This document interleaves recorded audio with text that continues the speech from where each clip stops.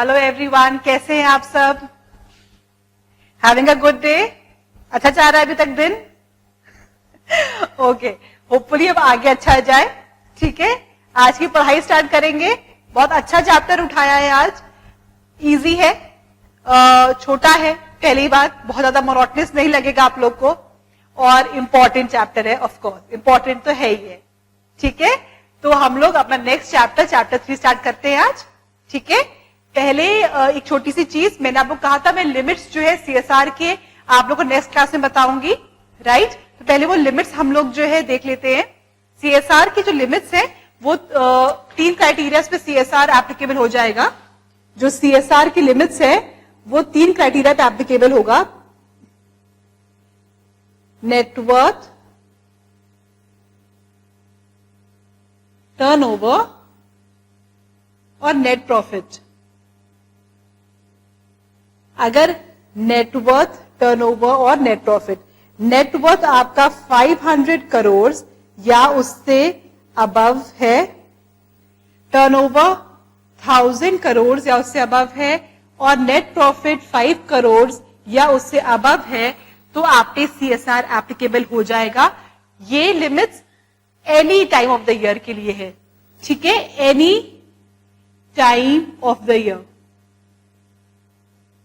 अगर साल में किसी भी टाइम पे इनमें से कोई भी लिमिट आप पे अप्लाई हो जाती है तो आप पे सीएसआर एप्लीकेबल हो जाएगा। ठीक है, ये एक छोटा सा सीएसआर के लिए लिमिट्स का इंट्रोडक्शन था जो हम पिछली क्लास में रह गया था। ठीक है, अब हम स्टार्ट करते हैं अपना चैप्टर आज का।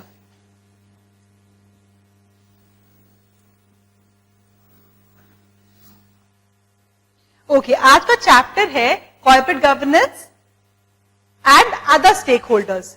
अदर स्टेक होल्डर्स, पहले तो हमारे शेयर होल्डर्स हैं और फिर है उनके सिवा जितने स्टेक होल्डर्स हैं। देखो, शेयर होल्डर्स वाला जो कॉर्पोरेट गवर्नेंस के साथ है हम लोग नेक्स्ट चैप्टर में करेंगे, नेक्स्ट क्लास में करेंगे। अभी हम लोग अदर स्टेक होल्डर्स को डिस्कस कर लेते हैं, क्योंकि ये जो है एक बहुत प्रिसाइज टॉपिक है। अदर स्टेक होल्डर्स से बहुत डिटेल्स भी है, साथ साथ अदर स्टेक होल्डर्स जो है बहुत इंपॉर्टेंट एस्पेक्ट आ जाता है, क्योंकि शेयर होल्डर्स पे तो क्वेश्चंस आते ही आते हैं एग्जाम पॉइंट ऑफ व्यू से। अदर स्टेक होल्डर्स बच्चे कभी कभार स्किप कर देते हैं या उनको लगता है इंपॉर्टेंट नहीं है, पर ऐसा नहीं है, क्वेश्चन जरूर आता है अदर स्टेक होल्डर्स पे, क्योंकि इंस्टीट्यूट को भी पता है कि बच्चे किस तरीके से स्किपिंग करते हैं। ठीक है, तो ये चैप्टर इंपॉर्टेंट बहुत है, इजी है, डायरेक्ट है, लेकिन इंपॉर्टेंट भी है।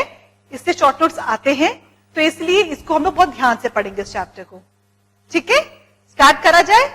ओके, सबसे पहले स्टेक होल्डर थ्योरी क्या कहती है अपने को? स्टेक होल्डर थ्योरी ये कहती है कि कॉर्पोरेट गवर्नेंस इंश्योर करने के लिए या फिर किसी भी कंपनी को इफेक्टिवली काम करने के लिए, इफेक्टिव ग्रोथ के लिए जरूरी है कि सारे स्टेक होल्डर्स का भला हो, सारे स्टेक होल्डर्स का इंटरेस्ट जो है वो सेफ गार्डेड हो, और सारे स्टेक होल्डर्स के इंटरेस्ट को कंसिडर करते हुए सारे डिसीजंस लिए जाए। ठीक है, स्टेक होल्डर्स कौन कौन होते हैं, अदर स्टेक होल्डर्स क्या क्या होते हैं, कौन कौन सी पार्टीज को स्टेक होल्डर्स बोलते हैं, वो भी देखेंगे हम लोग। Stakeholder theory suggest that the purpose of business is to create as much value as possible for stakeholders. हमारा बिजनेस का मेन मकसद है कि हम लोग जितना हो सके उतना वैल्यू क्रिएशन करें स्टेक होल्डर्स के लिए। In order to succeed and to be sustainable over time, executives must keep the interest of customers, suppliers, employees, communities and shareholders aligned in the same direction. मतलब वो ये कह रहे हैं कि अगर आपको कंसिस्टेंट ग्रोथ चाहिए, सस्टेनेबल ग्रोथ चाहिए, तो ये बहुत इंपॉर्टेंट है कि हम लोग जितने भी स्टेक होल्डर्स हैं सबके इंटरेस्ट को प्रॉपर्ली अलाइन करें, सबके इंटरेस्ट को साथ लेके चले। अगर इनके बीच कॉन्फ्लिक्ट्स हो रहे हैं तो उनको रिजॉल्व करके सबको ऐसी दिशा में लेके चले कि हमारे ऑब्जेक्टिव्स भी अचीव हो पाए, सबको मैक्सिमम प्रॉफिट भी मिल पाए, सबको मैक्सिमम रिटर्न मिल पाए, सबके इंटरेस्ट सेफ गार्डेड हो। ठीक है, ये हमारा स्टेक होल्डर थ्योरी छोटा सा बताता था, कोई नई चीज तो नहीं है, बहुत बार टाइम सुनते आ रहे हैं, वही चीज है। स्टेक होल्डर्स कौन कौन से हो गए? Management, local community, customers, employees, suppliers, owners या फिर शेयर होल्डर्स, प्रमोटर्स, ये सब। ठीक है, अच्छा, अब अलग अलग कंट्रीज के लॉ में स्टेक होल्डर्स की क्या बात करी जाती है, उसके क्या रूल्स है, क्या प्रिंसिपल्स है, वो देख लेते हैं। ठीक है, पहला आपका यूके कंपनीज एक्ट 2006 में स्टेक होल्डर थ्योरी पे क्या बात करी जाती है, या कॉर्पोरेट गवर्नेंस में स्टेक होल्डर का क्या रेलेवेंस है, उसमें क्या बात करी जाती है वो देख लेते हैं। ठीक है, तो पहले हम लोग पढ़ रहे हैं यूके कंपनीज एक्ट 2000। यूके का जो कंपनीज एक्ट है उसमें रूल्स 2006। ओके, ये पहले बताता है duty to promote the success of the company. एक डायरेक्टर की ड्यूटी है कि वो कंपनी को प्रमोट करे, सक्सेस की तरफ लेके जाए। उसको इंश्योर करने के लिए क्या, कि वो ये देखे कि जो डिसीजन है वो लॉन्ग टर्म है कि नहीं है, इंटरेस्ट ऑफ एम्प्लॉइज प्रोटेक्टेड है कि नहीं है, the need to foster companies business relationship between suppliers, customers and others. जो कंपनी की रिलेशनशिप है उसके कस्टमर्स के साथ, उसके सप्लायर्स के साथ, वो अच्छी है कि नहीं है। उसके बाद कंपनी के ऑपरेशंस कम्युनिटी और इन्वायरमेंट के लिए अच्छे हैं कि नहीं है। उसके बाद कंपनी जो है रेपुटेशन बनाए, अच्छी रेपुटेशन बनाए किस चीज में, हाई स्टैंडर्ड्स, हाई वैल्यूज में। ठीक है, और साथ साथ फेयरली एक्टिवेट करे between members of the company. उसके बाद फेयर डिसीजन हो, सबके इंटरेस्ट को देके डिसीजन हो। जनरल चीज, बेसिक चीज हम लोग को पता है कि अगर हमको कंपनी को आगे लेके जाना है तो सबका इंटरेस्ट सेफगार्डेड हो, एम्प्लॉइज से लेके सप्लायर्स के लिए, कस्टमर्स से लेके society as a whole, environment अच्छा होगा, सोसाइटी एज अ होल अच्छी रहेगी। इन सब फैक्टर्स को कंसिडर करते हुए हमको अपना कंपनी को चलाना है। फिर वेदर और to an extent that the purpose of the company consist और include purpose other than benefit of its members has effect on the reference promoting success of the company. वो कह रहे कभी ऐसे कॉन्फ्लिक्ट आ सकते हैं, कभी ऐसे डिसीजंस आते हैं जिसमें इंटरेस्ट और जो कंपनी का ऑब्जेक्टिव है उसमें कॉन्फ्लिक्ट हो, तो हमको देखना है कितना इफेक्ट है डिसीजंस का, उन डिसीजंस का शेयर होल्डर्स पे या द स्टेक होल्डर्स पे क्या इफेक्ट आएगा, और उसको जो है हम लोग एनालाइज करा जाए कि क्या एक बीच का रास्ता निकल सकता है, सबके स्टेक होल्डर्स के इंटरेस्ट को देखते हुए हम लोग आगे बढ़ सकते हैं क्या। ठीक है, इसमें वो बात हो रही है।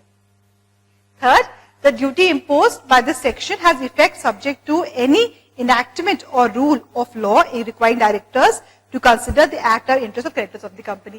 हमें क्रेडिटर्स का भी ध्यान रखना है, हमें क्रेडिटर्स के इंटरेस्ट का भी ध्यान रखना है, क्योंकि वो भी एक इंपॉर्टेंट पार्ट है, उनका भी वो भी एक स्टेक होल्डर की डेफिनेशन में आए, तो हमके उनके इंटरेस्ट का भी ध्यान रखना है।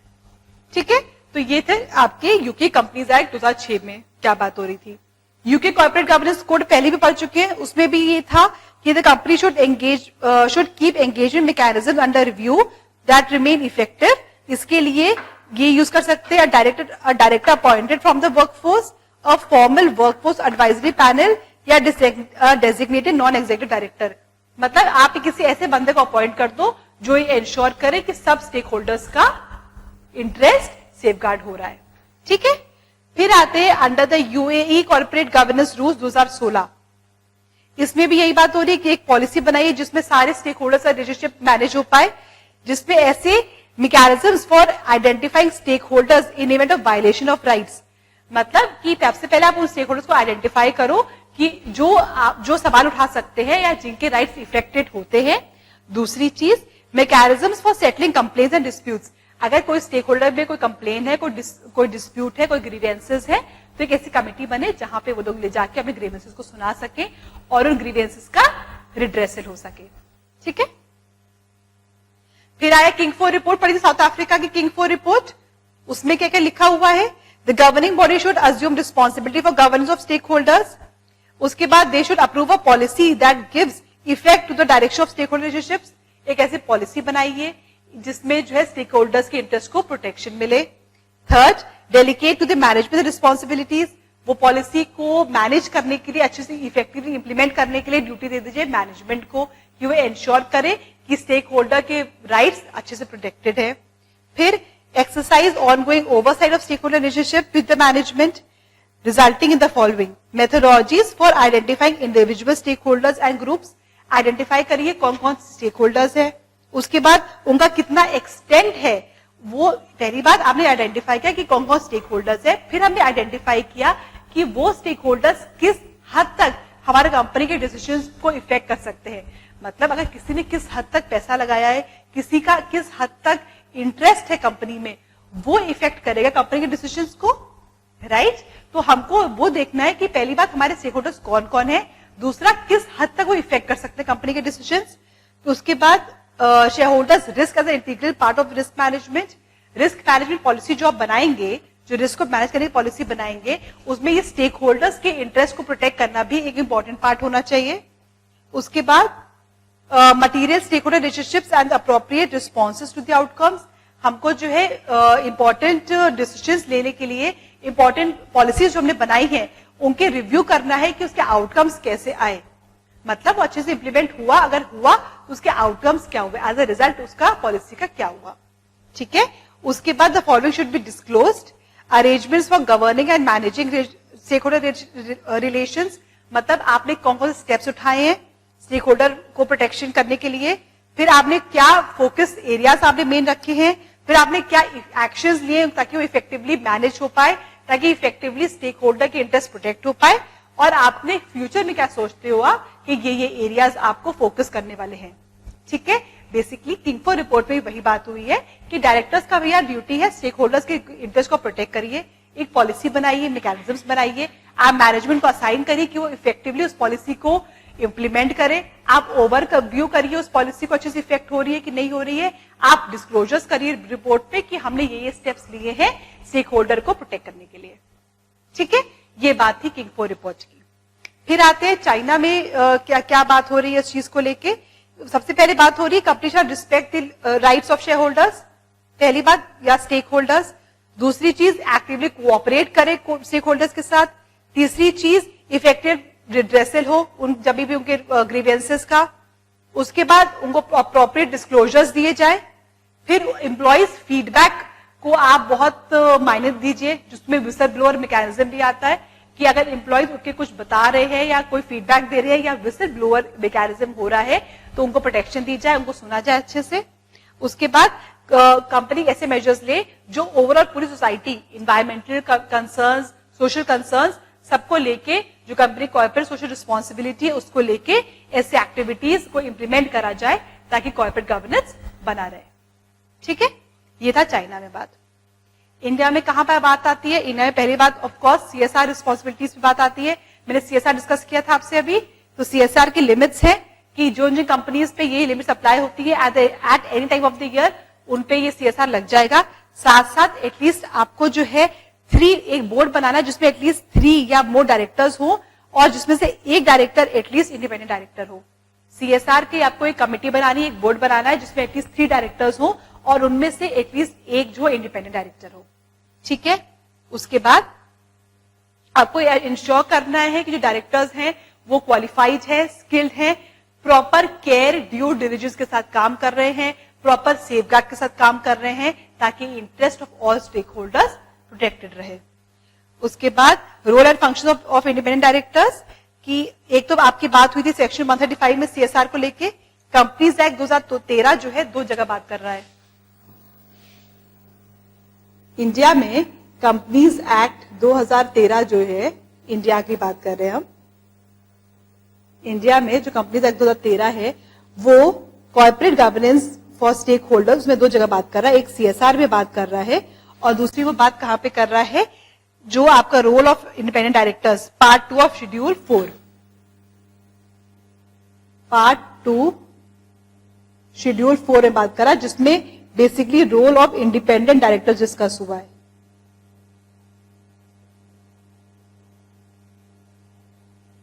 ठीक है।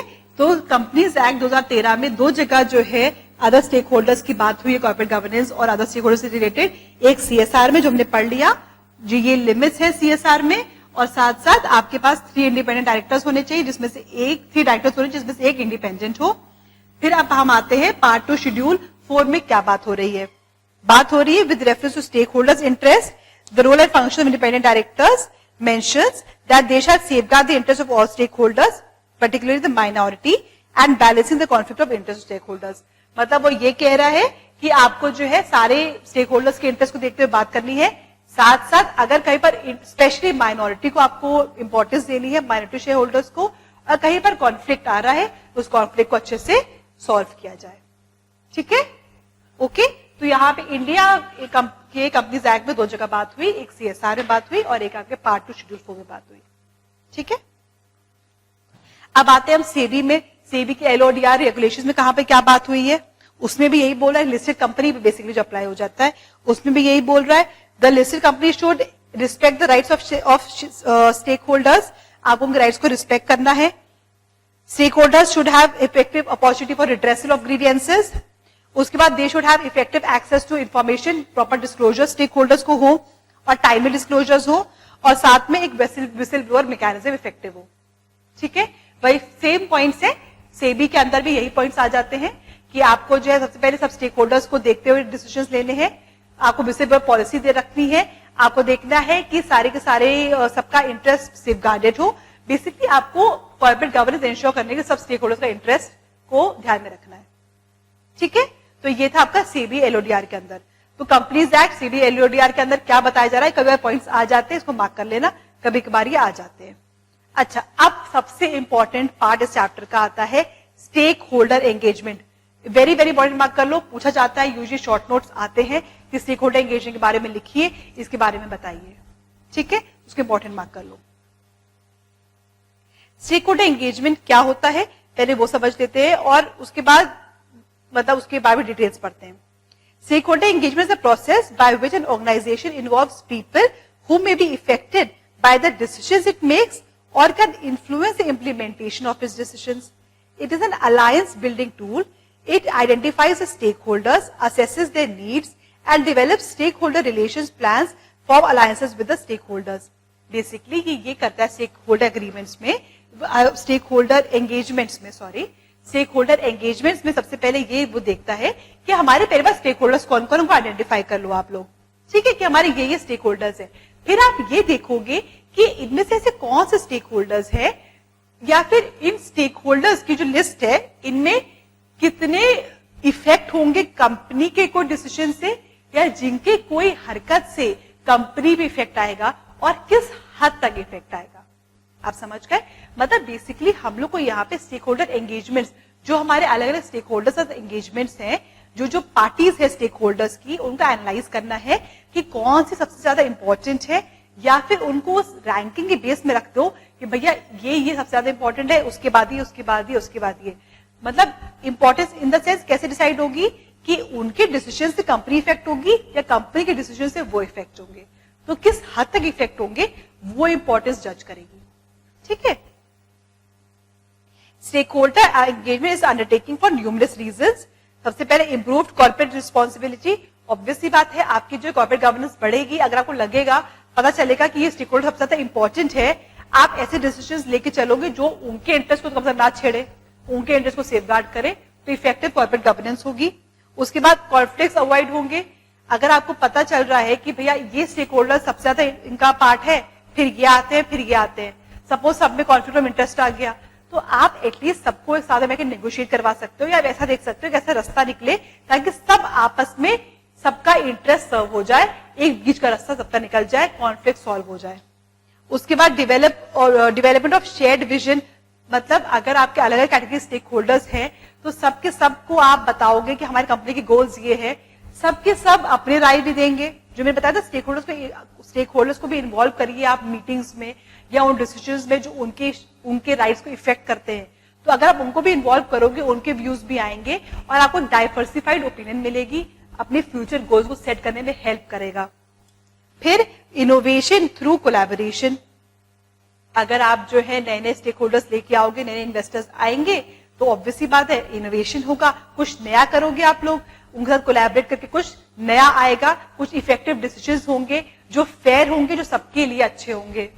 ठीक है, स्टेक होल्डर एंगेजमेंट की क्या क्या स्टेप्स है। पहला, आइडेंटिफाई करो स्टेक होल्डर, फिर establish the goals and objectives of the company for engagement. आप पहली बात स्टेक होल्डर को आइडेंटिफाई करो, फिर आप बोलो कि उनसे जो हमें एंगेजमेंट करना है, मतलब उनसे जो हमारा जो कॉन्टैक्ट है उसके गोल्स और ऑब्जेक्टिव्स क्या है, फिर स्टेक होल्डर के क्या नीड्स और इंटरेस्ट हैं, फिर determine the stakeholder engagement strategy, अपनी कंपनी की नीड्स और स्टेक होल्डर की नीड्स। सपोज कंपनी की नीड है कि उसको पैसा चाहिए किसी नए प्रोजेक्ट के लिए, स्टेक होल्डर की नीड्स है कि उसको कम से कम इतना % इंटरेस्ट मिले। इन दोनों की नीड्स को मद्देनजर रखते हुए आप एक स्ट्रैटेजी बनाओ और उसके बाद उस स्ट्रैटेजी को आप इंप्लीमेंट करो और उसके आउटकम्स को एनालाइज करो। Evaluate outcome and internalise learnings. ठीक है, ये आपके हो गए एंगेजमेंट के स्टेप्स। की प्रिंसिपल्स क्या होते हैं एंगेजमेंट के? पहली बात कम्युनिकेशन। अच्छा, आज का कस्टमर केयर सेंटर सबसे ज्यादा इंपॉर्टेंट है, राइट? आपको कुछ भी खराब होता है घर में, इलेक्ट्रॉनिक का सामान, एसी खराब हो, आपने डायरेक्ट कस्टमर केयर को फोन कर दिया, राइट? या कोई नया डिवाइस है, आपको नहीं समझ में आ रहा कैसे यूज करना है, कस्टमर केयर वहां पे है बताने के लिए। बेसिकली आज के टाइम पे कम्युनिकेशन बहुत इंपॉर्टेंट है। उन लोगों को लगे कि आप इस कंपनी का हिस्सा है, कंपनी आप ही के लिए है। आप समझ रहे हो? वैसे ही कम्युनिकेशन जो है एक बहुत इंपॉर्टेंट जरिया है कि लोगों को फील हो कि वो उस कंपनी का हिस्सा है, कि कुछ भी गड़बड़ होगी the company is there for you. ठीक है, उससे क्या होता है? Brand formation. Consult early and often. ठीक है, अच्छा सपोज आपके पास जो है कुछ डिसीजंस लेने हैं, या कुछ आपको नए ऐसे डिसीजन लेने हैं जो स्टेक होल्डर के राइट्स को इफेक्ट करें, तो आप क्या कर सकते हो कि आपने सपोज उनके साथ एंगेजमेंट तो करा हुआ है, ठीक है, तो सपोज ऐसे डिसीजंस होंगे तो आप देखोगे कि भैया इससे उनके किसी का तो इफेक्ट होगा नहीं, उनको उनका इंटरेस्ट तो मिल ही रहा है, उनका इतना परसेंटेज तो मिल ही रहा है, कोई कॉन्फ्लिक्ट नहीं होगा, डिसीजन ले लो। आप समझ रहे हो? अगर आपको वेल डिफाइंड पता होगा कि आपके और इस पार्टी के बीच में क्या सेटिंग है, या उसको क्या चाहिए आपसे, आपको क्या चाहिए उससे, तो अगर कोई डिसीजन आप लेने जा रहे हो, पता है आपको कि हमारा पर्पस सर्व हो रहा है, उनका पर्पस सर्व हो रहा है, वो कोई दिक्कत नहीं होगी, तो डिसीजन जल्दी लिया जाएगा। ठीक है, डिसीजन जल्दी लिया जाएगा, इफेक्टिवली लिया जाएगा, आपको एनालाइज करने में आसानी होगी कि भैया उनका तो ये पर्पस सॉल्व हो रहा है, हमारा पर्पस सॉल्व हो रहा है, उनको क्या दिक्कत आएगी, आगे बढ़ते हैं इस काम के साथ। ठीक है, तो इसलिए क्लैरिटी होना बहुत जरूरी है। फिर रिमेंबर दे आर ह्यूमन। आप जो है इसमें और इंपॉर्टेंट बात आ जाती है कि भैया आज के टाइम पे कस्टमर कोई छोटा बड़ा तो है नहीं, राइट? एक कंपनी फोन्स बना रही है, मोबाइल फोन्स, सस्ते भी बना रही है, महंगी भी बना रही है, राइट? कोई सस्ता फोन जिसने खरीदा है वो भी आपका कस्टमर है, और जो बड़ा लिया वो भी आपका कस्टमर है, दोनों कस्टमर्स हैं, और दोनों ह्यूमंस हैं। ह्यूमन बींग्स मतलब कि आप फीलिंग्स के साथ उनके साथ डील करिए, ना कि कोई डिफ्रेंसिएशन के साथ। अगर आप उनको कुछ समझा रहे हैं, अगर किसी कस्टमर ने फोन किया आपको कि भैया हमको इसके फीचर समझा दो, समझो कि वो इंसान है, उनसे प्यार से, सभ्यता से, पोलाइटली बात करो, ताकि उनको लगे कि भैया ये तो हमारी हेल्प करने के लिए यहाँ बैठे हुए हैं, ये कंपनी तो हमारी हेल्प करना ही चाहती है। कितने फ्रस्ट्रेट हो जाते हैं हम लोग जब कस्टमर के फोन करें और वो कहें आप कतार में हैं, या आप कृपया होल्ड करिए। उसके बाद जब बंदा आता है फोन पे, जब होल्ड करने के बाद कोई बंदा आता भी है, तो वो आपकी प्रॉब्लम को सॉल्व भी ना कर पाए, वो आपको कुछ स्टेप समझा दे, cut cut cut cut cut cut, step 1, step 2, step 3, ये भी स्टेप से कर लो, आपकी प्रॉब्लम सॉल्व हो जाएगी। और नहीं समझ में स्टेप्स आपको आए, आप सेटिस्फाई होगे? नहीं होगे। तो वो यही कह रहा है कि सामने वाला ह्यूमन बीइंग है, आप उसको उसी तरीके से ट्रीट करो, उसको अपना बना के ट्रीट करो, आपको बेनिफिट मिलेगा। Plan it. अच्छा, टाइम ऑफ इन्वेस्टमेंट और पे ऑफ, मतलब कि भैया मैंने इस पार्टी से स्टेक होल्डर एंगेजमेंट किया है, इस पार्टी के साथ मैं डील कर रहा हूं, मुझे कब इसके साथ इन्वेस्टमेंट का रिटर्न उसको कब देना है और कब उससे मुझे रिटर्न लेना है। मतलब कोई आपका इन्वेस्टर है, वो रेडी बैठा है इन्वेस्ट करने के लिए, उसने बोला मैं ये पैसा इस इंटरवल्स पे लगाऊंगा, ठीक है, पहले से प्लान करो, ठीक है, मुझे ये पैसा इस टाइम पे चाहिए, इतना पैसा इस टाइम पे चाहिए, इतना पैसा इस टाइम पे चाहिए, ओके, उस हिसाब से आप उसको रिटर्न भी दे पाओगे। तो पहले से प्लान करो, पहले से क्लैरिटी दो उसको। Relationship, try to engender trust with the stake holders.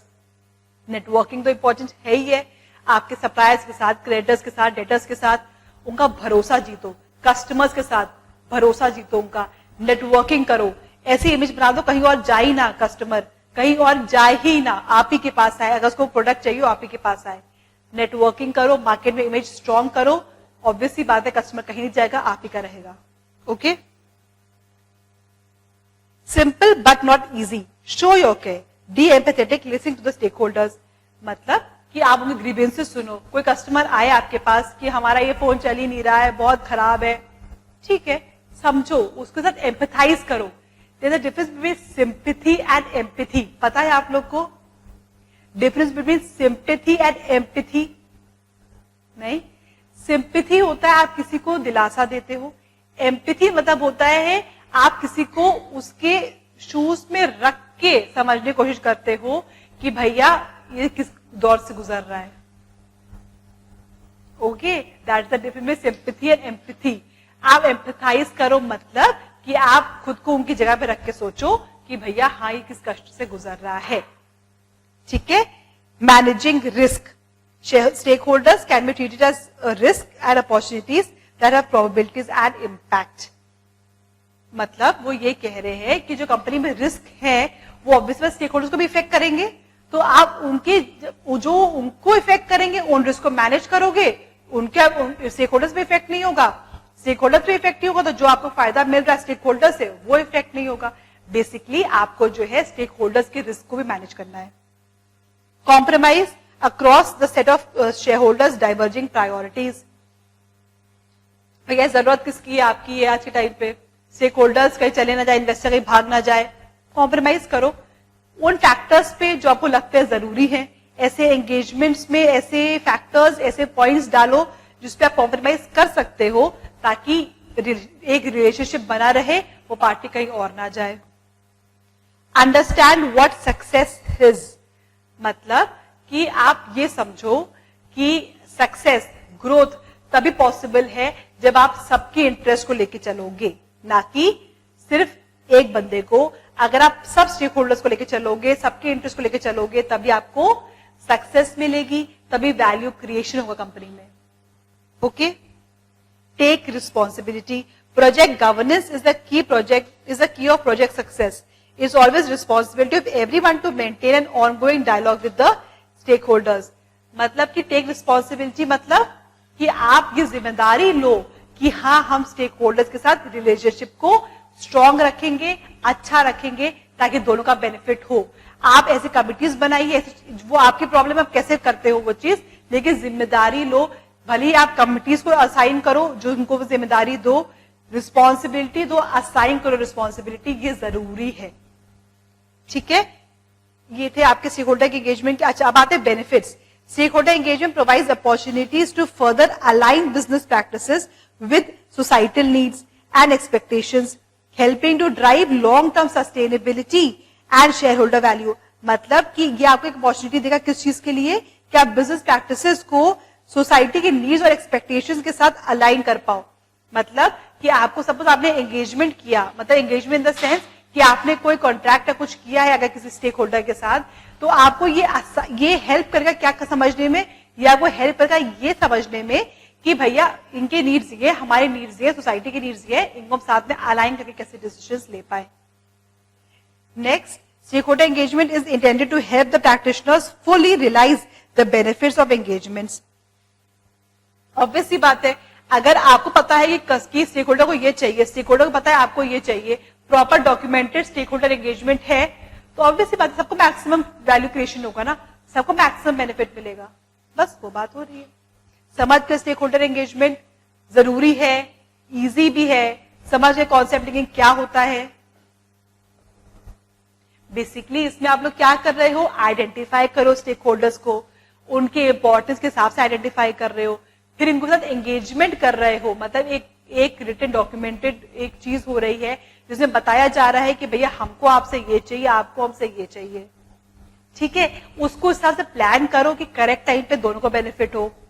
ठीक है, कि भैया दोनों के इंटरेस्ट प्रोटेक्टेड हो, कंपनी के भी और स्टेक होल्डर के भी। ओके, ये था stake holder engagement.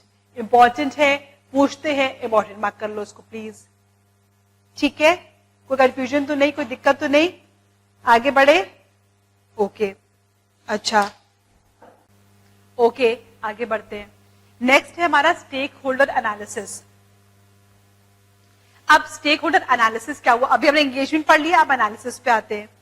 Stake holder analysis is the identification of a project activity, उसके stakeholders and assessment for the interest by which in which these interests affect the project riskiness and viability. It is linked to both institutional appraisal and social analysis.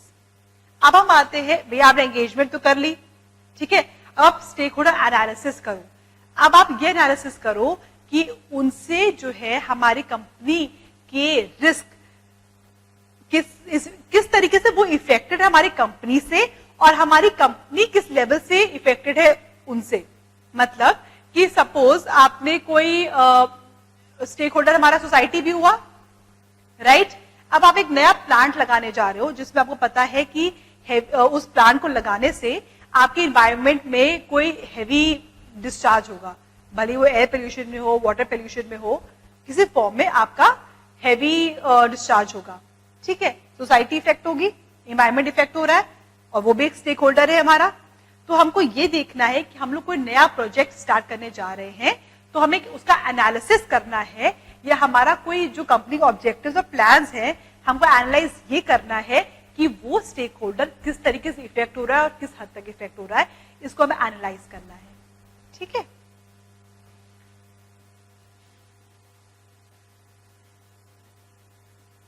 Stakeholder analysis contributes to project design activity through the logical framework and helping to identify appropriate forms of stakeholder participation. मतलब कि हमें logics लगा के बात करनी, logical बात करनी है, सब फैक्टर्स को लेके, एनवायरमेंटल, सोशल, इकोनॉमिकल, सब फैक्टर्स को लेके बात करनी है, स्टेक होल्डर से डिस्कस करना है कि भैया ये रिस्क हो सकते हैं, ये आपके ऊपर रिस्क आ सकते हैं। It is the process of identifying the individuals or groups that are likely to affect or to be affected by a proposed action and sorting them according to the impact on the action and the impact the action will have on them. मतलब आप identify करो कि भैया वो individuals या वो groups जो effect हो सकते हैं एक प्रपोज्ड एक्शन के साथ। मतलब अगर हम एक प्लांट लगाने जा रहे हैं तो एक सोसाइटी से इफेक्ट हो सकती है, और उनको सॉर्ट आउट किया जाए किस बेसिस पे, on the basis of impact on the action and impact on that the action will have on them. मतलब कि अगर कंपनी वो एक्शन को नहीं करती है तो क्या इम्पैक्ट होगा, और अगर कंपनी वो एक्शन को करती है तो क्या इम्पैक्ट होगा, इसका हमें एनालिसिस करना है। This information is used to assess how the interest of stakeholders should be addressed in a project, plan, policy program या फिर कोई भी एक्शन। बेसिकली इससे हम लोग एनालाइज करेंगे कि उस एक्शन के कारण या उस प्रोजेक्ट के कारण, उस नए रूल के कारण, उस नए एक्टिविटी के कारण क्या इफेक्ट होगा स्टेक होल्डर्स पे या उनके इंटरेस्ट पे, ठीक है। अच्छा, stakeholder doing a stakeholder analysis can draw out the interest of stakeholders in relation to the problems which the project is seeking to address. That is the identification stage.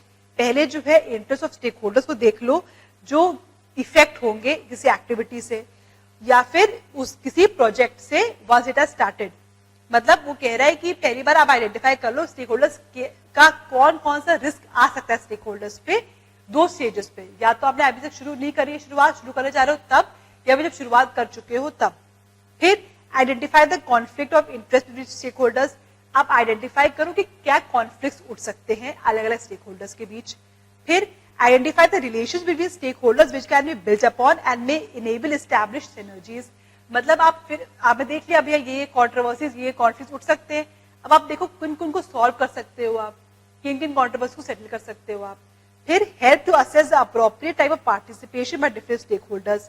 मतलब अब आप देखो कि हमें किस लेवल पे किस स्टेक होल्डर के पार्टिसिपेशन को रखना चाहिए ताकि हमारे कंपनी के ऑब्जेक्टिव्स भी फुलफिल हो पाए और साथ साथ जो है उनके इंटरेस्ट का भी सेफ गार्ड हो पाए, ठीक है। मतलब एनालाइज करके स्टेक होल्डर्स को उतना ही इंपॉर्टेंस दो, या फिर उन स्टेक होल्डर्स को जिनके सबसे ज्यादा इफेक्ट हो पा रहा है या इफेक्ट होगा किसी एक्शन से, उनको आप कम रखो, उनका पार्टिसिपेशन कंपनी में कम रखो, और जिनका बहुत ज्यादा इफेक्ट हो सकता है उनको आप ज्यादा रखो। समझ गए? मतलब बेसिकली एक एनालिसिस हो रहा है कि भैया ये पार्टीज का इंटरेस्ट हमेशा कॉन्फ्लिक्ट होता रहेगा, क्योंकि हमारी कंपनी का ऑब्जेक्टिव्स ऐसे हैं, गोल्स ऐसे हैं कि उनका इंटरेस्ट तो कॉन्फ्लिक्ट होता ही रहेगा, उनका स्टेक होल्डर, उनका इंटरेस्ट कंपनी में कम रखा जाए और बाकी जिनका कॉन्फ्लिक्ट इतना नहीं हो रहा उनको ज्यादा रखा जाए। बस बेसिकली ये स्टेक होल्डर एनालिसिस हो रहा है, ठीक है। ये भी इंपॉर्टेंट है, इंपॉर्टेंट मार्क करो, नोट शॉर्ट नोट पूछ लेते हैं, ठीक है। कोई कंफ्यूजन तो नहीं एंगेजमेंट और एनालिसिस में? एक हमने पढ़ा स्टेक होल्डर एंगेजमेंट और एक पढ़ा हमने स्टेक होल्डर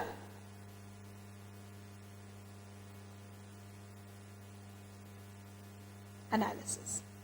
इसमें हमने क्या किया, हमने स्टेक होल्डर्स के साथ एक ऐसा एंगेजमेंट किया जिसमें हमने बताया आपको हमसे ये चाहिए, हमको आपसे ये चाहिए, हम लोग साथ मिलकर कैसे काम कर लेंगे, ठीक है, यहां पे हमने क्या किया कि अलग अलग स्टेक होल्डर्स जो है, हमने देखा कौन सा स्टेक होल्डर कितना इफेक्ट कर सकता है, उनकी इंपॉर्टेंस के हिसाब से उनका हमने कंपनी में इंटरेस्ट रखा है।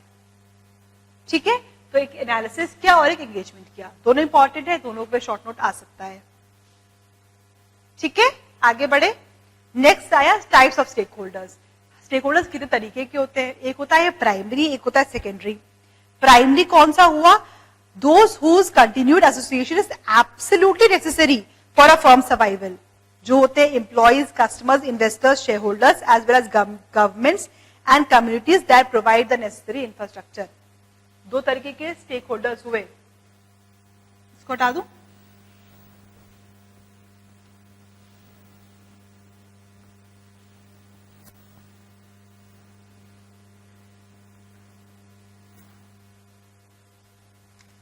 जो हमारे स्टेक होल्डर्स हैं, दो तरीके के हुए, एक हुआ प्राइमरी, एक हुआ सेकेंडरी। प्राइमरी वो जिनके बिना कंपनी चल ही नहीं सकती, उनका बहुत जरूरी है उनको भैया कंपनी में होना, उनके बिना कंपनी फंक्शन ही नहीं कर पाएगी। एम्प्लॉइज के बिना काम कर सकते हो नहीं, स्टाफ ही नहीं को काम कौन करेगा। कस्टमर्स, किसको बेचोगे माल, कस्टमर्स, वो गवर्नमेंट, वो सोसाइटीज जो इंफ्रास्ट्रक्चर प्रोवाइड कर रहे हैं आपको, मतलब कि सपोज भैया गवर्नमेंट, आप जिस जमीन पे फैक्ट्री लगा रहे हो गवर्नमेंट की जमीन है, गवर्नमेंट से लीज पे लिया हुआ है, तो गवर्नमेंट को तो लेके चलना ही चलना है। गवर्नमेंट को टैक्स नहीं भरोगे तो क्या होगा, गवर्नमेंट आ जाएगी, पहुंच जाएगी आपकी कंपनी में ताला लगवाने के लिए। बेसिकली वो पार्टीज जिनके बिना कंपनी का सर्वाइवल पॉसिबल ही नहीं है, वो हुए प्राइमरी स्टेक होल्डर्स। ठीक है, इन्वेस्टर्स, शेयर होल्डर्स, ये सब इन्वेस्टर्स पैसा नहीं लगाएंगे, दिक्कत आ जाएगी, तो ये सबसे आते हैं प्राइमरी कैटेगरी में। सेकेंडरी वो होते हैं who do not typically engage in transaction with the company and thus are not essential for survival, including media, trade association and special interest groups. यहां पे क्या बोल रहा है वो कि ऐसी जो डायरेक्टली एक चीज ये देख लो कि सेकेंडरी स्टेक होल्डर्स का मतलब ये नहीं कि इंपॉर्टेंट नहीं है वो भी स्टेक होल्डर्स ही, बस खाली एनालिसिस करने पे उनका जो इंपॉर्टेंस थोड़ा सा सेकेंडरी आ जाता है, लेकिन इंपॉर्टेंट वो भी है। ठीक है, तो वो स्टेक होल्डर्स जो डायरेक्टली इफेक्ट नहीं करे कंपनी की एक्टिविटीज को, लेकिन इफेक्ट तो कर रहे हैं, वो स्टेक होल्डर तो है, वो हुए सेकेंडरी। मीडिया आज डायरेक्टली इफेक्ट तो नहीं कर रही है कंपनी की एक्टिविटीज को, आप कंपनी कैसे वर्क कर रही, मीडिया डायरेक्टली इफेक्ट तो नहीं कर रही, लेकिन अगर मीडिया चाहे तो इन फ्यूचर या कभी भी इफेक्ट तो कर सकती है ना। अगर मीडिया चाहे तो कोई कंपनी की कोई न्यूज ऐसी लीक कर दे, या फिर कंपनी में पोल्यूशन हो रहा है, किसी को नहीं पता, मीडिया में लीक हो गया। ठीक है, तो ऐसा नहीं, उसकी इंपॉर्टेंस नहीं है, ऐसा है कि वो डायरेक्टली कंपनी के डिसीजन को इफेक्ट नहीं कर रही है। ऐसा नहीं है कि वो मतलब उनके बिना कंपनी चल ही नहीं सकती, लेकिन ये पॉइंट है कि वो भी इंपॉर्टेंट है, वो भी इंपॉर्टेंट स्टेक होल्डर्स है।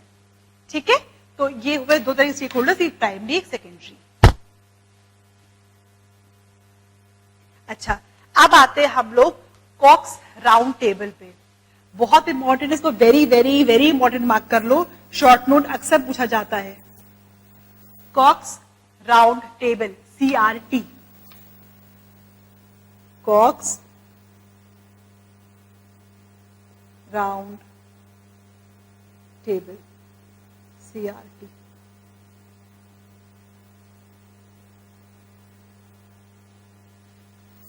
राउंड टेबल क्यों? बेसिकली कुछ लोगों ने एक राउंड टेबल बैठ के डिसीजन लिया था, इससे राउंड टेबल है। हाँ, जितना फनी ये लॉजिक है उतना फनी ये सच भी है। कुछ लोगों ने एक राउंड टेबल में बैठ के डिसीजन लिए थे, इसलिए कॉक्स राउंड टेबल है। अच्छा, Caux round table is an international network of business leaders working to promote a morally and sustainably way of doing business. It believes that the principles for responsible business provide necessary foundations for a fair, free and transparent global society. एक international network of business है Caux round table, जो क्या ensure करता है कि एक sustainable, एक fair, एक ट्रांसपेरेंट मेथड हो बिजनेस करने का। ठीक है, ये राउंड टेबल फाउंड करी थी बाय फ्रिट्ज फिलिप्स ने, जो फिलिप्स इलेक्ट्रॉनिक्स के फॉर्मर प्रेसिडेंट थे, और ओलिवर गिस्कार्ड एस्टाइंग ने, जो फॉर्मर वाइस प्रेसिडेंट थे इंसीड के, as a means of reducing escalating international trade tension between Europe, Japan and USA. Europe, Japan और यूएसए के बीच बहुत ट्रेड टेंशन थी, उनको सॉर्ट आउट करने के लिए इन दो पार्टीज में कॉक्स राउंड टेबल का फॉर्मेशन हुआ था। ठीक है, कब? 1986 में।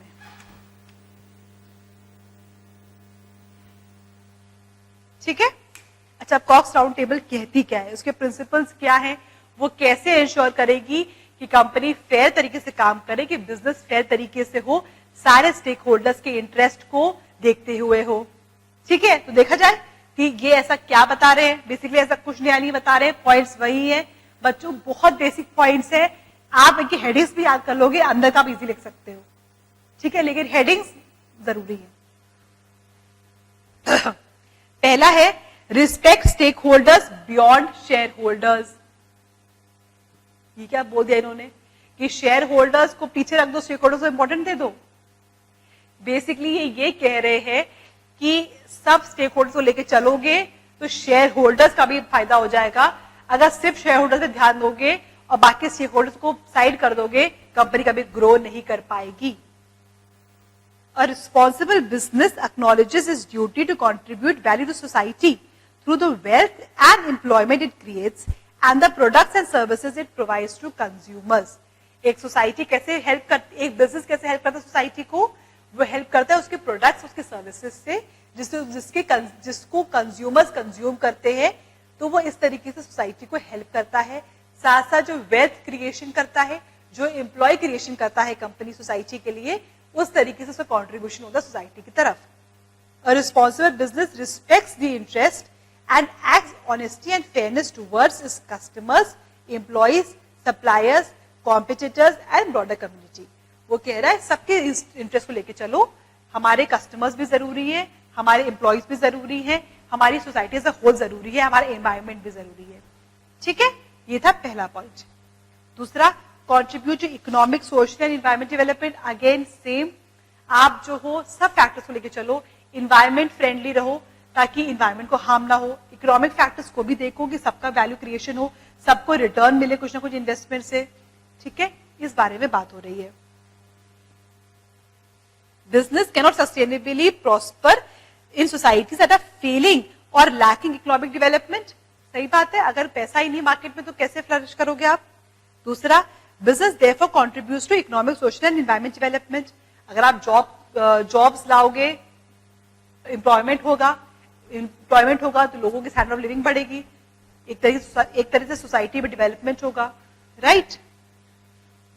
A responsible business enhances society through effective and prudent use of resources, free and fair competition and innovation and technology. वो ये कह रहा है कि साथ साथ जो बिजनेस है वो खुद को ग्रो करने के लिए या सोसाइटी को ग्रो करने के लिए हेल्प करता है, वो नई नई टेक्नोलॉजीज लाता है, नई नई रिसोर्सेज लाता है, फ्री ट्रांसपेरेंट एक्टिविटीज करता है, इन्वायरमेंट को अच्छे से ट्रीट करता है। इस तरीके से पूरा सोसाइटी का डेवलपमेंट होता है। Okay, next, build trust by going beyond the letter of law. मतलब एक तो हो गई कस्टमर की प्रोटेक्शन पॉलिसीज, ठीक है, उसके आगे जाओ, कंज्यूमर्स को कोई दिक्कत है तो एक्स्ट्रा सुनो, एम्प्लॉइज को अगर दिक्कत हो रही है तो इफेक्टिव विसिल ब्लोअर पॉलिसीज लाओ। सिर्फ जो लिखा हुआ लॉ में वो नहीं, आप एडिशनल स्टेप्स लो, एम्प्लॉइज को ट्रेनिंग दो, एम्प्लॉइज को अच्छी सैलरीज दो ताकि डेवलपमेंट हो। सोसाइटी, अगर आपको लग रहा है आपके किसी एक्टिविटीज से एनवायरमेंट गंदा हो सकता है, वाटर पोल्यूशन हो सकता है, तो खुद से इतने एफर्ट्स लगा दो कि पानी को बचाओ, कि वो पानी गंदा ना हो पाए। ठीक है, तो सिर्फ लॉज को ना मानो, एक्स्ट्रा जाओ सोसाइटी को डेवलप करने के लिए, सारे स्टेक होल्डर के इंटरेस्ट को प्रोटेक्ट करने के लिए।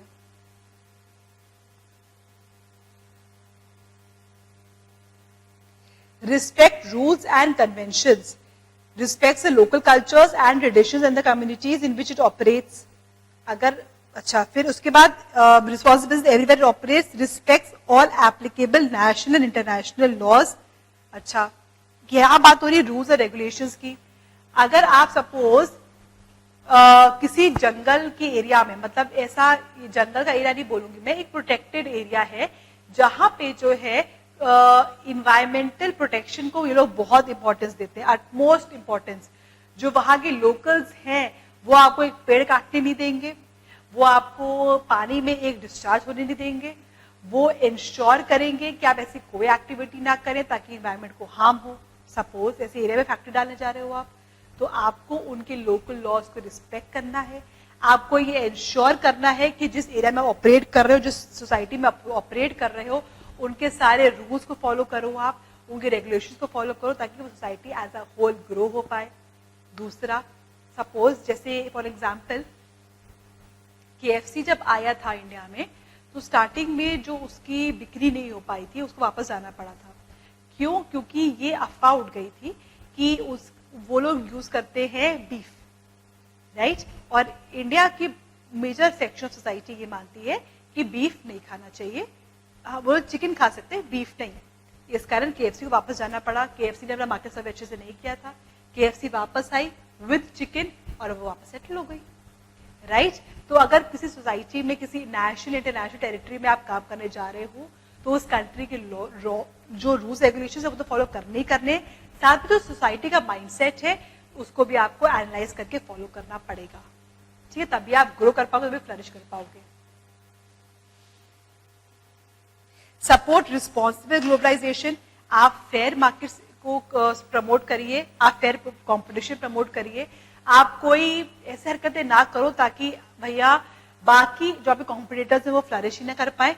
एक फेयर मार्केट करो, सभी लोग बढ़े, सभी लोग आगे बढ़े। मैं ये नहीं कह रही कुछ खुद मत बढ़ो, बस सबको लेके बढ़ो, तभी एक फेयर मार्केट क्रिएट होगी। फेयर ट्रांसपेरेंट एक्टिविटीज क्रिएट करो, ठीक है? Respect the environment, most important. Environment को आप प्रोटेक्ट करो। आप ऐसी एक्टिविटीज ना करो जिससे इन्वायरमेंटली कोई नुकसान हो। आप इन्वायरमेंट लेके चलोगे, इन्वायरमेंट आपका साथ देगा, आप फ्लरिश करोगे। आप इन्वायरमेंट को लेके नहीं चलोगे तो आज नहीं तो कल आप पे ही भारी पड़ेगा वो, ठीक है? Okay, next, avoid illicit activities. Illicit मतलब इलीगल या वो जो सोसाइटी परमिट नहीं करता वैसे एक्टिविटीज, जैसे इनसाइडर ट्रेडिंग, प्राइस मैनिपुलेशंस, ये सब मत करिए आप। फ्रॉड्स, ये सब मत करिए आप फेयर रहिए, ट्रांसपेरेंट रहिए, प्रॉपर डिस्क्लोजर्स रखिए, प्रॉपर रिस्क मैनेजमेंट रखिए। ऐसी कोई एक्टिविटी ना करिए ताकि सोसाइटी का ट्रस्ट आपके ऊपर से उठ जाए, ओके?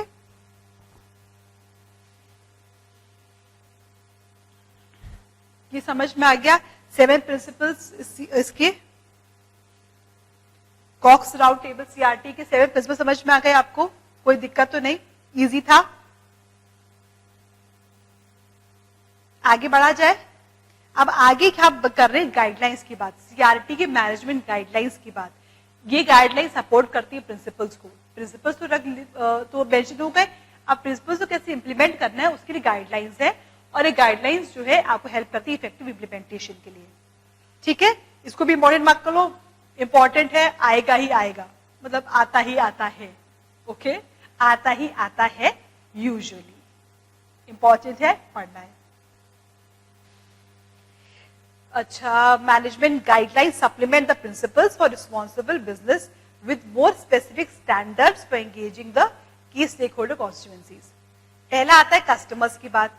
बेसिकली ये जो गाइडलाइंस है ना, ये इंडिविजुअल स्टेक होल्डर वाइज दी हुई है, मतलब कौन सा स्टेक होल्डर जो है कैसे कैसे इसको इंप्लीमेंट कर सकता है।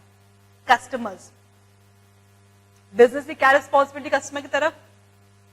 बेसिक्स, आप सर्विसेज अच्छी दीजिए, प्रोडक्ट्स अच्छे दीजिए, आप क्वालिटी प्रोडक्ट्स दीजिए, आप मतलब फ्रॉड्स ना करिए, आप जो है कस्टमर प्रोटेक्शन करिए, आप consumer helpline number, customer care number रखिए, ऐसे सेंटर्स बनाइए, कस्टमर केयर सेंटर्स जहाँ कस्टमर्स जा पाए, अगर प्रोडक्ट्स में कोई दिक्कत हो, सर्विसेज में कोई दिक्कत हो, या फिर कस्टमर्स को ग्रीवियंसेस जहाँ पे वो सॉल्व हो पाए, ओके? तो हाईएस्ट क्वालिटी प्रोडक्ट सर्विसेज दीजिए, हाई लेवल ऑफ सर्विस और रेमेडीज दीजिए, हेल्थ और सेफ्टी कस्टमर का ध्यान रखिए, ऐसे को प्रोडक्ट्स ना बनाइए जिससे कस्टमर्स की हेल्थ को नुकसान पहुंचे। आप इन्वायरमेंटल इंपैक्ट को कंसिडर करिए, ऐसी कोई प्रोडक्ट ना बताइए, जैसे पटाखों का पता है आपको इन्वायरमेंटल इंपैक्ट क्या होता है, बहुत बहुत नुकसान करते हैं पटाखे इन्वायरमेंट को। तो ऐसे प्रोडक्ट्स कम बनाओ, उनको कम मोटिवेट करो, कम प्रमोट करो जो एनवायरमेंट को भी डैमेज करें। फिर respect human rights, dignity and culture of customers. Culture of customers की बात कैसे आई, मैंने बताया था। सपोज आप ऐसी सोसाइटी में प्रोडक्ट्स बेच रहे हो अपने, जैसे आप इंडिया में बीफ उतना नहीं बिका, कल्चर डिफरेंट है कंट्री का, तो आप ऐसे प्रोडक्ट्स ना बेचो जो वो सोसाइटी में रेडीली एक्सेप्टेबल हो ही ना। ठीक है, तो ये था कस्टमर्स को लेके बात। कस्टमर्स कैसे आपके इन सीआरटी प्रिंसिपल्स को के गाइडलाइंस कस्टमर्स के अंदर। फिर आते एम्प्लॉयज के प्रति आपको क्या करना है। एम्प्लॉयज के प्रति क्या कर सकते हो आप, कमांड बहुत बेसिक है और बहुत डायरेक्ट है।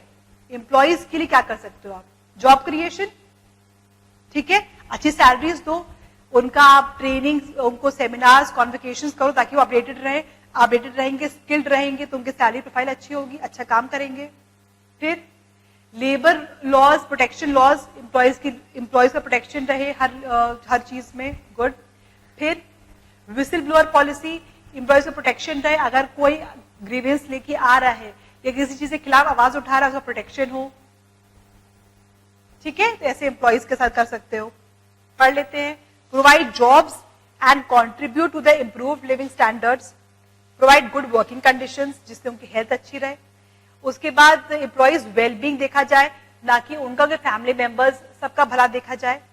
ओपन और ऑनेस्ट एम्प्लॉयज के साथ, एम्प्लॉयज के साथ धोखेबाजी मत करो, उनके प्रॉपर डिस्क्लोजर्स करो। लिसन टू द एम्प्लॉयज, कोई ग्रीवेंसेस है तो सुनो। डिस्क्रिमिनेटरी प्रैक्टिसेस ना करो, एम्प्लॉयज के बीच भेदभाव मत करिए किसी तरीके का। डिफरेंटली एबल्ड लोगों के लिए मदद करिए, कोई आपके पास ऐसा है जो डिफरेंटली एबल्ड हो, स्पेशल कैटेगरी में आता हो, उसके ऐसी कंडीशंस बनाई ताकि वो एफिशिएंटली काम कर पाए। सपोज कोई व्हीलचेयर पे काम करने का आता है, कोई व्हीलचेयर पे काम करता है, तो वॉशरूम में से सुविधा होनी चाहिए जो वो भी एफिशिएंटली यूज कर पाए वॉशरूम। वो सीढ़ियों के बजाय लिफ्ट या कोई ऐसा ढाल होनी चाहिए जहां पे वो व्हीलचेयर घसीट पाए अपनी इजिली, राइट। तो ऐसी सुविधाएं दीजिए जिससे कोई डिस्क्रिमिनेटरी प्रैक्टिसेस ना हो, उन डिफरेंटली एबल्ड लोगों को भी सुविधा रहे आप क्या काम करने की। Assist employees in developing relevant skills and knowledge, कैसे, सेमिनार्स करके, ट्रेनिंग, कॉन्वोकेशंस करके आप उनको अपडेट और स्किल्ड कर सकते हो। Be sensitive to the impacts of unemployment, मतलब आप ये भी कंसिडर करो कि अगर बेचारे गरीब हैं या फिर बेचारों की नौकरी चली जाएगी तो कैसे घर चलाएंगे, तो सेंसिटिव रहो। अब्यूज, अवॉइड चाइल्ड लेबर, ये तो बहुत इंपॉर्टेंट है, चाइल्ड लेबर नहीं करना है, दो बच्चों को अपॉइंट नहीं करना है अपने फैक्ट्री में काम करने के लिए। ठीक है, तो ये फैक्टर्स से एम्प्लॉयज को लेके कोई कंफ्यूजन तो नहीं, कोई दिक्कत तो नहीं, बहुत डायरेक्ट, बहुत बेसिक है चैप्टर, राइट। आगे बढ़े, कोई दिक्कत तो नहीं आ रही, ओके। शेयर होल्डर्स को लेके, अच्छा, apply professional diligent management in order to secure sustainable growth.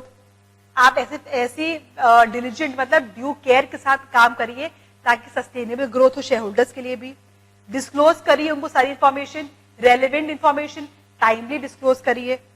Conserve protection of shareholder wealth, आपको पता है कि शेयर होल्डर का पैसा लगा है कंपनी में आपके, उसके वेल्थ को प्रोटेक्ट करिए, उसकी वेल्थ को किसी ऐसी जगह मत लगा दीजिए जो बहुत रिस्की हो, उसके बिना बताए, उससे बिना डिस्कस करे उसकी वेल्थ को गलत जगह मत इस्तेमाल करो। Protect the shareholders views, complaints, अगर कोई शेयर होल्डर अपनी कोई कंप्लेन लेके आ रहा है, कोई ग्रीवेंस लेके आ रहा है तो उसका इफेक्टिव रिड्रेसल करो। ठीक है, कोई दिक्कत तो नहीं, आगे बढ़े। सप्लायर्स को लेके, जो आपके सप्लायर्स उनको कैसे प्रोटेक्ट, उनको कैसे आप इंश्योर कर सकते हो, फेयर डीलिंग करो, उनको करेक्ट पैसा दो उनके सप्लाई का, फेयर मार्केट प्रमोट करो, फेयर कंपटीशन प्रमोट करो, कोई दिक्कत ना है उनको काम करने में। उनको भी डिस्क्लोजर्स करो कि सपोज आप ऐसी कोई एक्टिविटी करें जिससे सप्लाई ज्यादा हो सकती है या चीजों की सप्लाई कम हो सकती है, तो उनको बताओ कि हम ऐसे से जा रहे हैं। उनको इफेक्टिवली पैसा दो, लोगों का पैसा मत मारो। उसके बाद जो टर्म्स हो वो फेयर हो, ऐसा ना हो कि किसी को आप भारी पड़ रहे हो या उसकी मजबूरी का फायदा उठा रहे हो किसी सप्लायर का। ऐसे टर्म्स रखो जो फेयर हो, अगर आप कोई सप्लायर का पैसा टाइम पे दे रहे हो, किसी का नहीं दे रहे हो तो ऐसा क्यों कर रहे हो। फेयर पॉलिसी रखो, सबका पैसा टाइम पे दो, ठीक है, सबके इंटरेस्ट को प्रोटेक्ट करो, कोई ग्रीवियंसेस है सप्लायर्स को तो वो कहाँ जा सकते हैं, ये एक असाइन करो, या आपको ग्रीवियंस है तो आप यहाँ जा सकते हो, उनकी ग्रीवियंस सुनी जाए और एड्रेसल हो। Pursue fairness and truthfulness. Ensure that business supplier and subcontractors are free from coercion या threats. उनको ये ना बोला जाए कि पैसा मांगने मत आना, अगली बार पैसा मांगने आओगे तो तुमसे काम बंद कर देंगे, ठीक है, ऐसा नहीं हो। Foster long term stability. ऐसे रिलेशनशिप मेंटेन रखो जो लॉन्ग टर्म पे जाए। शेयर इन्फॉर्मेशन विद सप्लायर्स, मैंने बताया था ना, उनके साथ भी जो उनकी डिसीजन को इफेक्ट कर रहा है उनके साथ भी डिस्कस करो आप information. Seek encourage prefer suppliers and contractors whose employment practices respect human rights and dignity. मतलब ह्यूमन राइट्स एंड डिग्निटी मतलब ऐसे सप्लायर्स को पकड़ो जो, और उनके साथ ऐसे काम करो जो आपके एथिकल वैल्यू को बढ़ाए। जो बाहर जगह के सप्लायर्स बोले मार्केट में कि काम करना चाहिए तो इनकी तरह काम करना चाहिए, पैसा टाइम पे, किसी का पैसा नहीं मारते, बिल्कुल सर्विस एकदम चौकस, ऐसा नहीं कि भैया कोई दिक्कत हो रही है सर्विस में हमको, ऐसी मार्केट रेपुटेशन बनाओ सप्लायर्स के सामने। ओके, चौकस, चौकस वर्ड पता है आप लोग को ना, first class.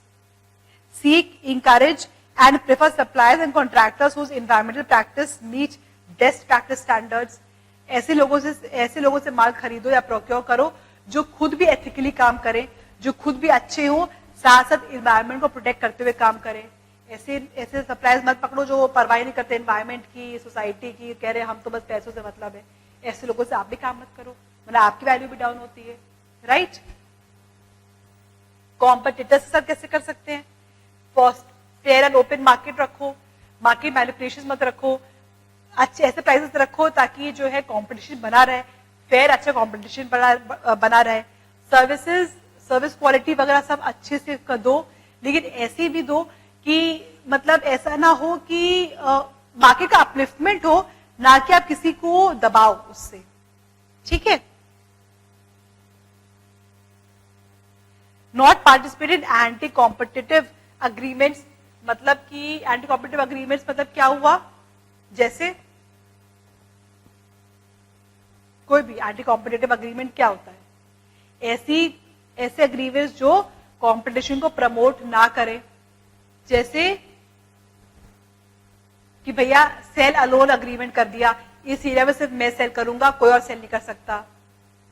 Bye alone agreement कि आप सिर्फ मुझसे खरीद सकते हो, किसी और से नहीं खरीद सकते, ऐसे एग्रीमेंट्स मत करिए। फेयर अग्रीमेंट्स करिए, ओपन मार्केट रखिए ताकि प्राइसेस आपको भी अच्छे मिले, कॉम्पिटिटर्स को भी अच्छे मिले, ठीक है। Respect tangible and intellectual property rights, refuse to acquire commercial information through dishonest और unethical means. Intellectual property rights और ये सब मतलब क्या हुआ, सपोज आपके पास एक कोई, आपको अपनी फैक्ट्री में काम करने के लिए रिवर से पानी चाहिए, ठीक है, तो अपनी पोजीशन का फायदा उठा के ऐसा ना करो कि सारा पानी आप ही ले रहे हो, पता है आपको कि बाकी बगल में फैक्ट्री को भी चाहिए, ऐसा ना करो, सबको फेयर मिले, ठीक है। ऐसे कोई प्रैक्टिसेस जैसे इनसाइडर ट्रेडिंग, जैसे प्राइस मैनिपुलेशन मत करो ताकि जो है एक फेयर मार्केट ना बन पाए। कम्युनिटी एज अ होल को कैसे कर सकते हो आप? पहले रिस्पेक्ट ह्यूमन राइट्स, फिर recognise governments legitimate obligation to society at large, promote harmonious relationships between business and society, collaborate with community initiatives to increase the standard of living। मतलब ऐसे सर्विसेज प्रोवाइड करो जैसे improved health, sanitation, improved medical care, improved education facilities, ताकि पूरी society का upliftment हो उस area में जिस एरिया में आप काम कर रहे हो। Support peace, security of law, respect social diversity and be a good citizen. Social diversity मतलब कि सपोज जिस एरिया में आप काम कर रहे हो उन लोगों का कल्चर कुछ और है, बिलीव्स कुछ और है, सोशल बिलीव्स, रिलीजियस बिलीव्स, उनको रिस्पेक्ट करो और उनको मायने रखते हुए, उनको इंपॉर्टेंस देते हुए आप कोई भी एक्टिविटी अपनी आगे लेके जाओ, ठीक है, समझ गए। तो ये थे मैनेजमेंट गाइडलाइंस सीआरटी के अंदर। सीआरटी के अंदर दो चीजें, पहले प्रिंसिपल्स आती हैं जो 7 प्रिंसिपल्स है, उसके बाद आपके पास 6 गाइडलाइंस है जो उन प्रिंसिपल्स को असिस्ट करते हैं, मतलब वो प्रिंसिपल्स कैसे आप अप्लाई कर सको स्टेक होल्डर वाइज। कोई दिक्कत तो नहीं है इसमें, बहुत इजी, बहुत डायरेक्ट चैप्टर है, बहुत ही ज्यादा बेसिक चैप्टर है। इसमें आप हेडिंग्स भी अच्छे से याद कर लोगे, अंदर का आप लिख सकते हो, ठीक है। पर इस पे इंपॉर्टेंट चैप्टर है, इस पे शॉर्ट नोट्स पूछे ही जाते हैं, अक्सर पूछे जाते हैं, उसको छोड़ के मत जाना, बहुत अच्छे से पढ़ना, अच्छे से मन से पढ़ना है चैप्टर, ठीक है। नेक्स्ट आते हैं हम लोग क्लार्क्समैन प्रिंसिपल्स पे।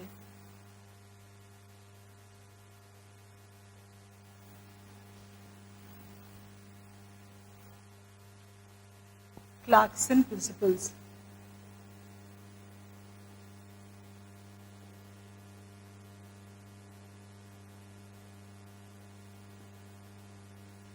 ये भी स्टेक होल्डर्स के प्रोटेक्शन के बारे में बात करते हैं, स्टेक होल्डर की राइट्स के बारे में बात करते हैं, कैसे स्टेक होल्डर से कॉर्पोरेट गवर्नेंस इफेक्ट करता है उसके बारे में बात करते हैं। तो ये हुए क्लार्क्सन प्रिंसिपल्स, इनको डिस्कस करते हैं डिटेल में, ठीक है। किसने किया था ये? 1998 में मार्क्स क्लार्क्सन जब रिटायर हुए थे तो उन्होंने क्लार्क्सन के प्रिंसिपल्स बनाए गए थे, ठीक है। उसके बाद इनकी इसमें भी प्रिंसिपल्स है, जो मेजर मेजर हेडिंग्स हैं वो मैंने हाईलाइट करी हुई, उनको अच्छे से पढ़ लीजिएगा आप। पर इनके प्रिंसिपल्स, अच्छा ये भी बहुत इंपॉर्टेंट है, शॉर्ट नोट यूजुअली पूछ लेते हैं इनके ऊपर, तो इनको भी अच्छे से पढ़ के जाना। क्लार्क्सन या सीआरटी में से एक ना एक जरूर पूछ लेते हैं, और डायरेक्ट क्वेश्चन आता है, बिना कोई घुमा फिरा क्वेश्चन आता है।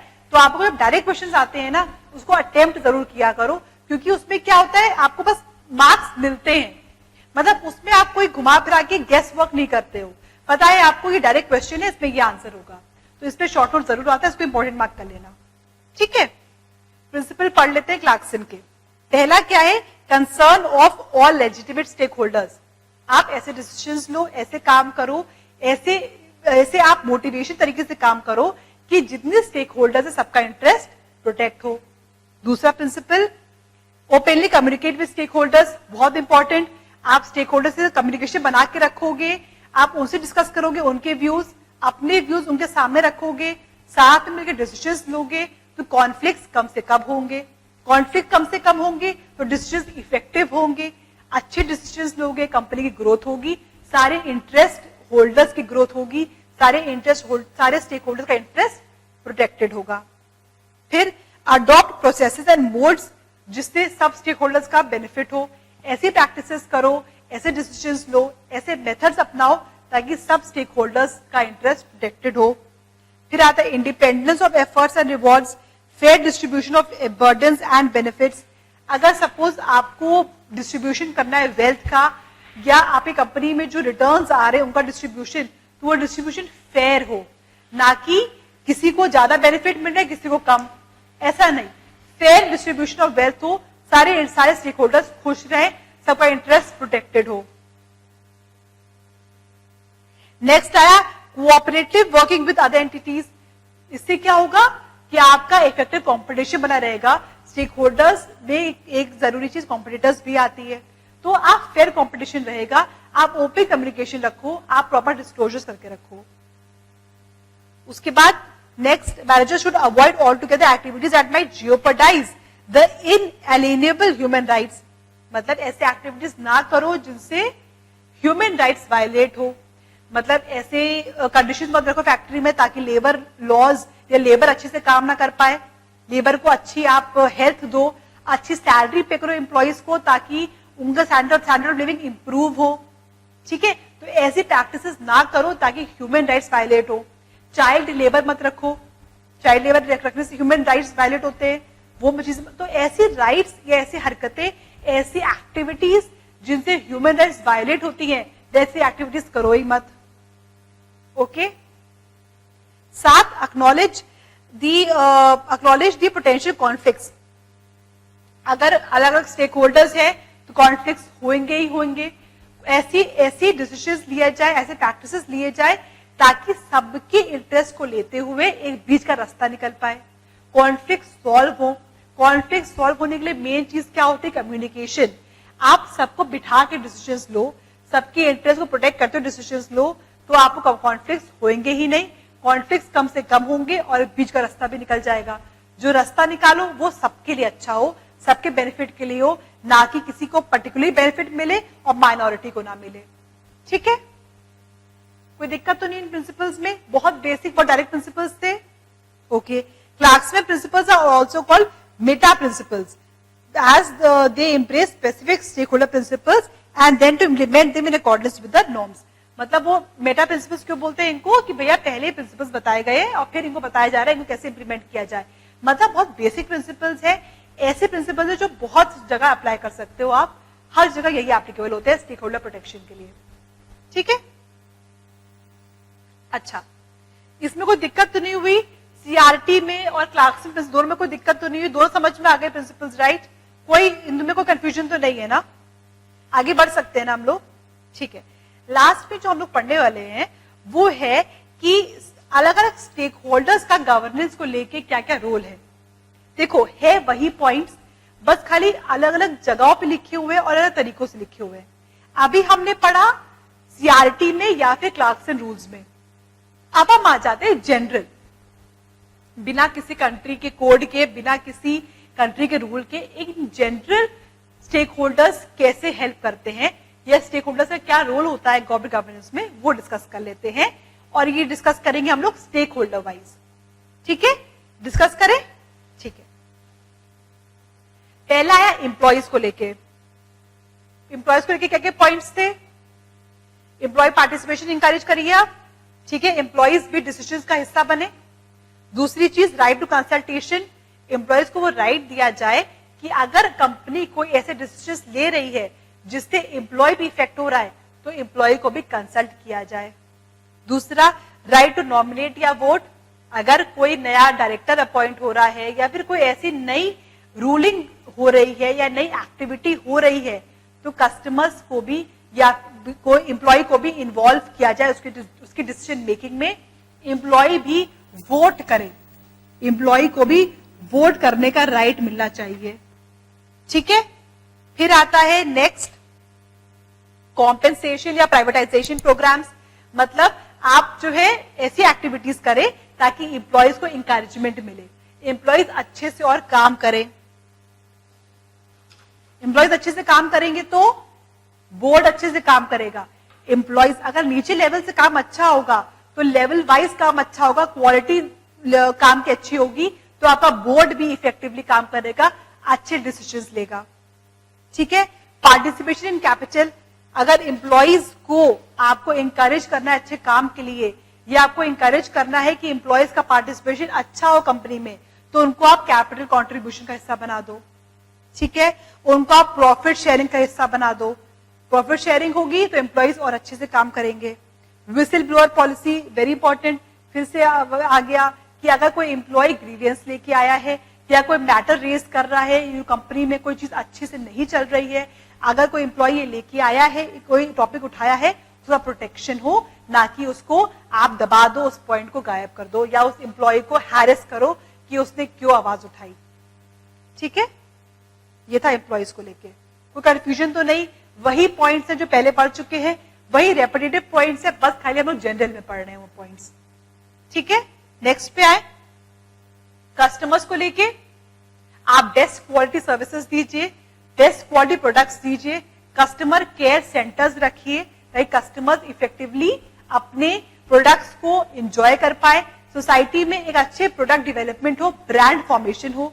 ऐसे प्रोडक्ट्स पैदा करिए, ऐसे प्रोडक्ट्स प्रोड्यूस करिए जो सोसाइटी के बेनिफिशियल हो, जो कस्टमर्स को ना कि डैमेज पहुंचाए या एनवायरमेंट को डैमेज पहुंचाए. ठीक है. ये था कस्टमर्स को लेके. लेंडर्स हुए बेसिकली बैंक्स या इंस्टीट्यूशंस जिनसे हमने लोन लिया हुआ है, उनको आप ऐसे डिसीजंस लीजिए ताकि वो हैम्पर ना हो. लेंडर्स का भी प्रमोशन हो. कोई एक्टिविटीज जिनसे लेंडर इफेक्ट हो रहा है वो मत करिए. ऐसा ना करिए ताकि लेंडर्स पे कोई आ जाए या उनकी एक्टिविटी पे कोई आ जाए. लेंडर्स लोन देने से पहले जो है सिर्फ आपके फाइनेंशियल फिगर्स को नहीं देखते हैं, ब्रांड फॉर्मेशन को भी देखते हैं. मतलब अगर आपके मार्केट में आवाज अच्छी है, मार्केट में आपकी इमेज अच्छी है तो ऑब्वियसली बात है लेंडर्स आएंगे, इन्वेस्टर्स आएंगे. ठीक है. वेंडर्स जो हमारे सप्लायर्स हुए, हमारे जो सप्लायर्स हुए वो कब आएंगे? अगर आपकी अच्छी पोजीशन है, आप सप्लायर्स को टाइम पे पैसा देते हो, सप्लायर से डीलिंग अच्छी है, फेयर डीलिंग है, हर एक चीज साफ तरीके से होती है, बिना कोई घपले की होती है, वेंडर्स भी अट्रैक्ट होंगे. ठीक है.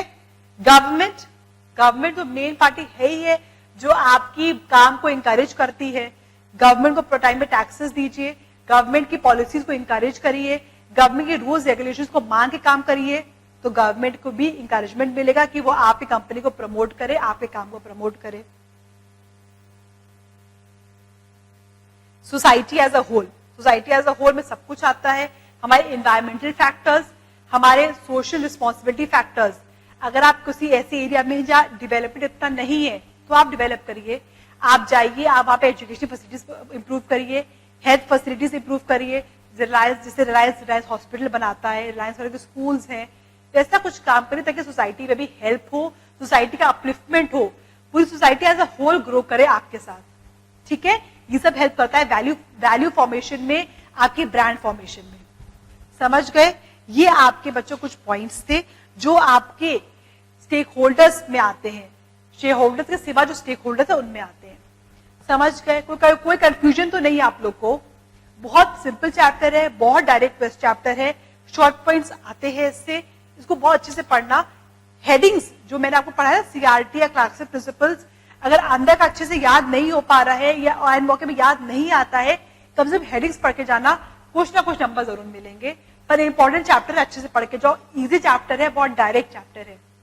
ठीक है, ओके, नेक्स्ट चैप्टर मिलेंगे हम लोग नेक्स्ट क्लास में। तब तक के लिए have a good day and पढ़ते रहो, स्टडी हार्ड। बाय।